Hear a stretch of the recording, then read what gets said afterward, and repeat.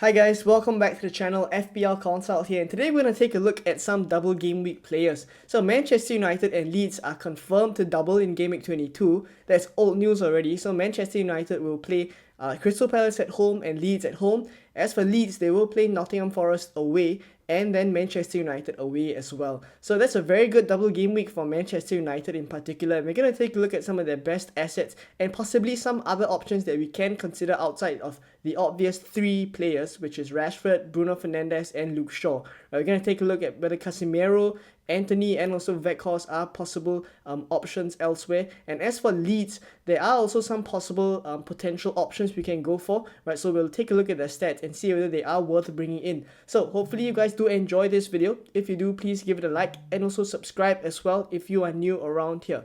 So for today's video, on the screen right now, we have Manchester United assets. So we're going to take a look at the attackers and then the defenders. So the first 5 players are attackers and the last 3 are defenders. So Rashford, Weghorst, Bruno Fernandes, Anthony, and Casemiro are actually the 5 that I think we would probably be looking in and around. As for defenders, Luke Shaw is the standout pick, but if he's ill and if he doesn't play in the EFL Cup, Ten Hag says that he's not fit, and we get some news that he's possibly not fit for the weekend as well, that would ring some bells, right? So we will look at some potential options. I think Varane and Martinez are the places that I would go if I was looking for a Shaw replacement, right? But let's focus on the attackers first, because that is where a lot of the excitement is right now. So Rashford actually trumps all the statistics, as you can see here, dark green for all of his numbers.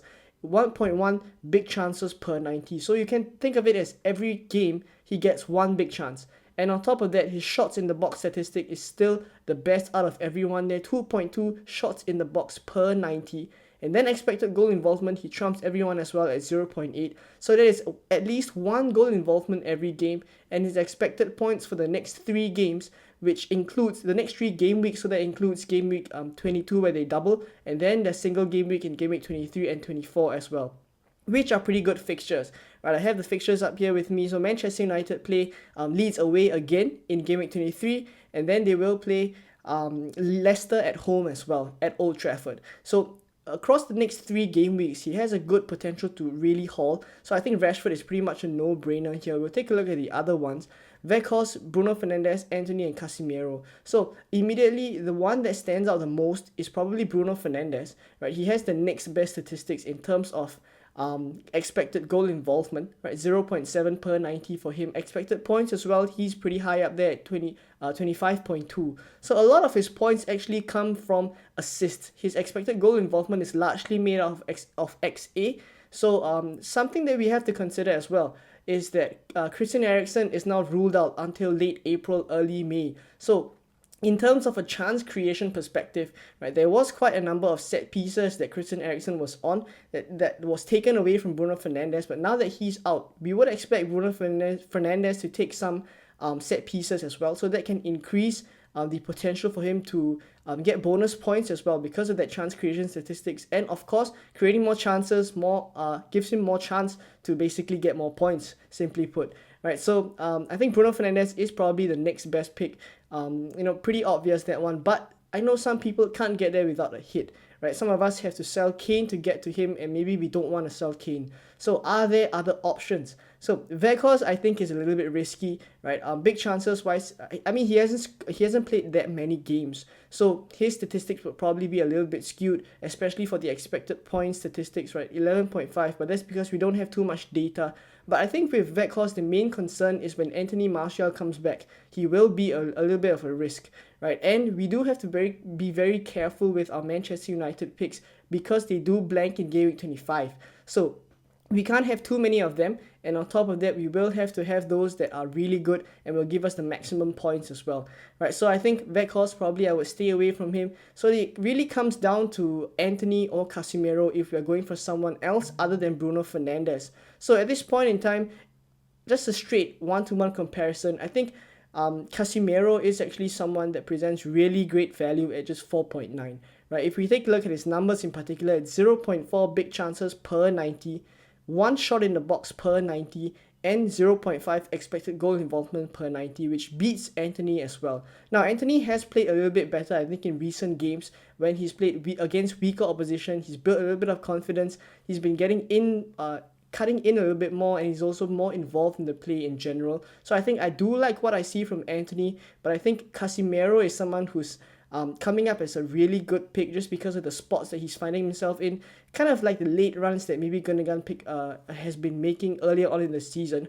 Maybe not as effective as that, but I think he is popping up in those positions, and I do like that from Casemiro. So if I was going elsewhere from Bruno Fernandes, I think Casemiro is someone that could really be a very, very decent pick, right? So we'll take a look at the defenders now, right? Luke Shaw, Varane and Martinez are actually the three that I would go for. So Luke Shaw, if he's not fit, I would look elsewhere to Varane or Martinez, right? So I think Martinez at this point in time, right, is 4.5.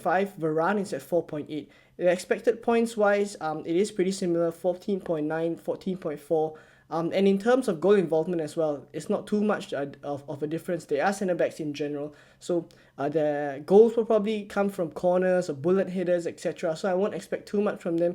Clean sheets wise, there is a cause for a Manchester United defender still, right? If Luke Shaw is not fit, I think it could possibly come down to a straight swap from Luke Shaw to maybe Varane or Martinez. Right, so out of the two, I think I would favour Varane a little bit more just for security of minutes.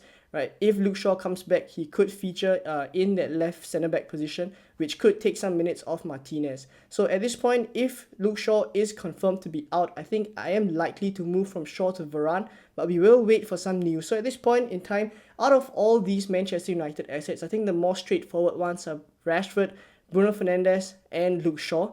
But if we have to look elsewhere, for those of you who can't afford Bruno Fernandes, I think Casemiro is a very decent pick. Right, Anthony, if you want to go a little bit punty as well. If we're looking for defensive cover, if Luke Shaw is not fit, then maybe Varane is where I would go. So that's it for Manchester United assets. Let's take a look at the Leeds ones right now.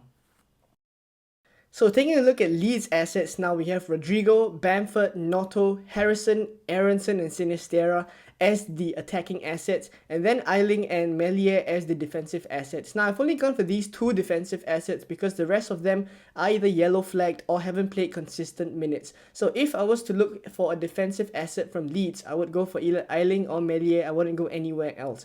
Right, but personally, I don't think they keep too many clean sheets in the next few games. The expected goals conceded per 19 numbers are pretty poor. Even before the World Cup and post World Cup, their numbers haven't been good as well. Right, I know they kept a clean sheet against Brentford, but I think the numbers actually show that they should have conceded a couple of goals as well, right, in this span after the World Cup. So I'm not too confident of defensive assets from Leeds. In terms of attacking assets, I think Rodrigo, Bamford and Noto are the standout options. But the issue here is Bamford coming back. Right, will he be rested now and then? And on top of that, if we bring in a Leeds asset, they do play in Game Week 25, so you probably will want to keep them for quite a while. From the attacking perspective, they do have quite decent fixtures. Right, they will play Manchester United at home in Game Week 23 after they double, which isn't that good. But after that, they have Everton away, and then they have Southampton as well. So those are pretty good attacking fixtures. And that Southampton at home fixture in Game Week 25 is a really good one for Leeds assets. So those of you who are thinking of bringing in Leeds attackers, I wouldn't advise against it, but I think at this point in time, picking the right one is important. So Bamford, could his minutes be managed? I'm not sure about that. He has been having injury problems throughout the whole of last season and the earlier part of this season as well. Right, we will have to see how his minutes are managed, but he is taking a big chunk of Rodrigo's big chances as well. So pre-World Cup, Rodrigo's statistics actually were a lot better than this, right? But at this point in time, because of Bamford's inclusion into the squad again, he will play that number 9 role, and that takes a couple of chances away from Rodrigo, right? So as you guys can see, 1.94 big chances per 90 for Bamford compared to Rodrigo's 0.69, and this is post-World Cup, right? From Game Week 17 to Game Week 21. So these are recent numbers that we can rely on. Right, so Bamford is getting more big chances, he's taking more shots in the box, and he is expected to be involved in more goal involvement, so basically as assists and also goals. So in terms of expected points, the reason why Bamford's one is so low is basically because the model from Fantasy Football Hub has his minutes at a really low percentage. So there is a lot of uncertainty around his minutes, and that causes his expected points to be pretty low.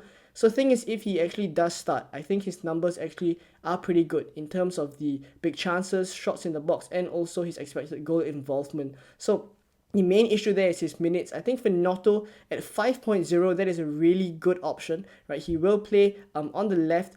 There is a little bit of talk about whether he will share some minutes with Rodrigo, but at this point, I think Noto seems like he will be in that position, and Rodrigo will probably play a different role as compared to Noto, right? So Noto is currently at 1.34 shots in the box. That is his most, impressive statistic, and from big chances, he's not that much superior as compared to the rest, right? 0.34.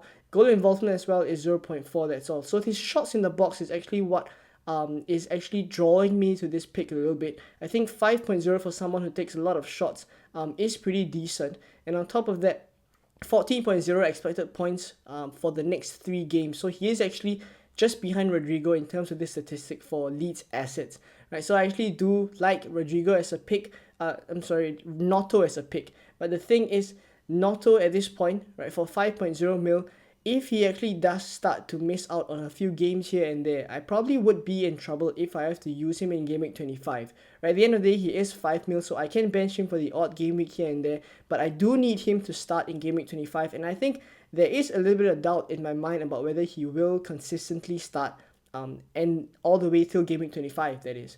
Right, so that is something that's at the back of my mind. Same goes for Bamford in terms of minutes. So the thing with Rodrigo is at least he is fit to play most of the games, but problem is he is a midfielder, so he's not a forward option, and he would probably take up a very valuable midfield slot now that we have a lot of good midfield options. So at this point, is it worth bringing Rodrigo in, right, for one of those midfield assets that are maybe better and more attractive, like maybe Odegaard, Mahrez, etc., etc. So at this point, those are the things that I'm thinking about. Harrison, Aronson, and Sinistera are basically picks that I've put here so that we can take a look at some of the numbers that they are putting up, right? But obviously, Noto, Bamford, and Rodrigo's numbers all trump all these other assets as well. So in comparison, I think it's good for us to take a look at all the assets that they are from Leeds, but Noto, Bamford, Rodrigo are the ones that I would pick from, right? And then there's Eiling and Melia, as I mentioned at the start just now about defensive assets. I wouldn't go there, but those of you who want to go there, I think Eiling